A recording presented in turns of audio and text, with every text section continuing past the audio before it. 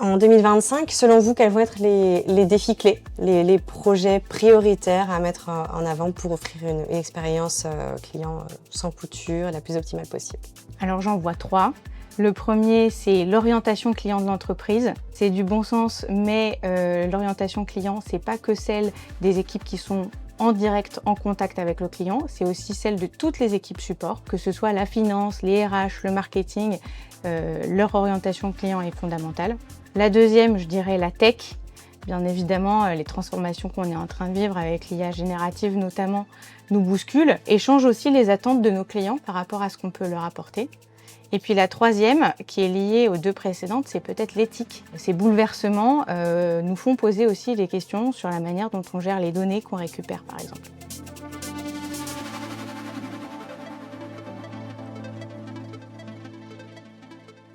Bonjour Blandine, vous êtes responsable marketing et CX pour le groupe Suez.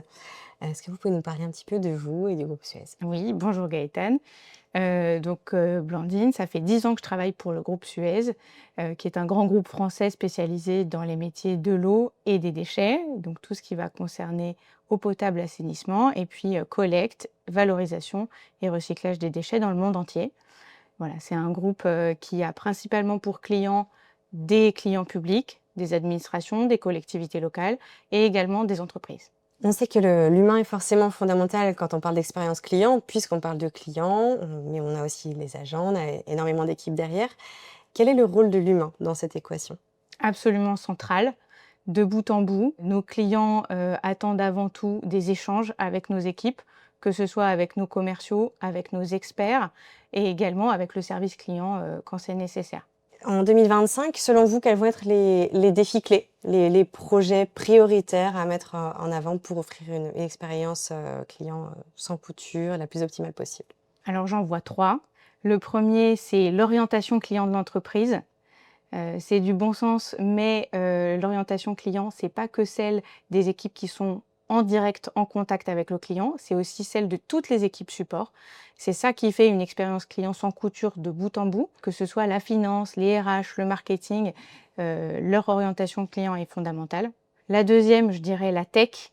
Bien évidemment, les transformations qu'on est en train de vivre avec l'IA générative notamment nous bousculent et changent aussi les attentes de nos clients par rapport à ce qu'on peut leur apporter. Et puis la troisième, qui est liée aux deux précédentes, c'est peut-être l'éthique. Ces bouleversements nous font poser aussi des questions sur la manière dont on gère les données qu'on récupère, par exemple. Tout à fait. Et justement, toutes les données qui sont issues de ces échanges, des communications avec les clients, quelles sont les spécificités de vos échanges? Puisque vous avez des clients, vous parliez il y a de clients publics, collectivités locales, les industriels. Quelles sont les spécificités de ces échanges-là et des datas que vous pouvez en récolter? Alors ce qu'il faut savoir, c'est que dans le cadre des marchés publics, tout est extrêmement réglementé, que ce soit par la documentation qu'on va fournir aux clients ou les informations que les clients vont nous fournir de leur côté. Donc il y a un besoin de sécurité évidemment de ce point de vue-là, mais aussi de pouvoir suivre les règles de bout en bout quand on doit répondre à des appels d'offres qui font parfois des centaines de pages. Et puis après, il y a évidemment le sujet de stocker ces informations dans les bons systèmes, en les mettant à jour correctement et en pouvant aussi les supprimer quand c'est nécessaire. Et on sait que la reconnaissance vocale, enfin toute la partie vocale va être un vecteur fondamental pour justement vérifier que l'expérience soit optimale de bout en bout. Chez Suez, la reconnaissance vocale a été déjà testée par les techniciens lors de leurs interventions dès 2021, donc ça fait déjà quelques années. Aujourd'hui, les équipes de relations clients, de support sont au cœur de cette transformation-là. Comment ça se passe? Pourquoi on y vient maintenant? Quels sont les défis qui sont liés à justement cette mise en place de ce type de projet? Bien sûr, alors dans certains cas, on a des services clients qui traitent des centaines d'appels par jour. Donc on est en train de réfléchir à voir comment la transcription ou la reconnaissance vocale de certains de ces appels pourrait être déversée dans nos systèmes d'information clients, donc les CRM, pour permettre aux commerciaux d'avoir une meilleure vision 360 de leurs clients et donc pouvoir intervenir au bon moment, une fois que le service après-vente, par exemple, a pu avoir un échange. On voit qu'il y a énormément d'équipes qui sont concernées par ce travail-là. C'est un vrai travail de fond qui concerne toute une entreprise. Qu'en est-il des équipes et des synergies inter-équipes qui vont permettre de favoriser la connaissance client? Alors je pense que c'est la clé de succès. Il faut absolument que toutes les équipes soient mobilisées, que ce soit bien sûr les équipes techniques, parce que c'est grâce à elles qu'on va pouvoir développer ce genre de technologie et puis les intégrer dans les bons systèmes. Les agents, évidemment, auprès des clients, mais aussi toutes les équipes intermédiaires, parce que derrière, c'est l'enjeu de la vie du client, finalement, dans son contrat avec nous, dans son renouvellement potentiel qui se joue. Et toute la data qui est issue de toutes ces interactions-là, elle concerne énormément d'acteurs au sein de Suez. Comment vous gérez la gouvernance de la data? C'est un grand sujet, on pourrait en parler pendant très longtemps. On fait de notre mieux, bien sûr, il y a plein de réglementations qui nous y poussent. Je pense que le premier sujet, c'est la responsabilisation des équipes. Quand on entre une donnée dans un système, on doit être responsable de cette donnée, de sa qualité et de sa mise à jour. C'est pareil, c'est du bon sens, mais de déployer ça à grande échelle, dans une entreprise qui a 40 000 collaborateurs, c'est un vrai défi. Et vous avez aussi un enjeu sur tous les outils, justement, qui ont besoin de cette data pour être remplis et exploitables à plein potentiel. Comment vous gérez aujourd'hui le remplissage, la circulation de cette donnée au sein d'un stack d'outils qui évolue? Parce qu'il y a l'IA et puis il y a aussi plein d'autres outils métiers qui arrivent sur le marché très régulièrement. Comment vous gérez tout ça? Alors, on pratique la politique des petits pas.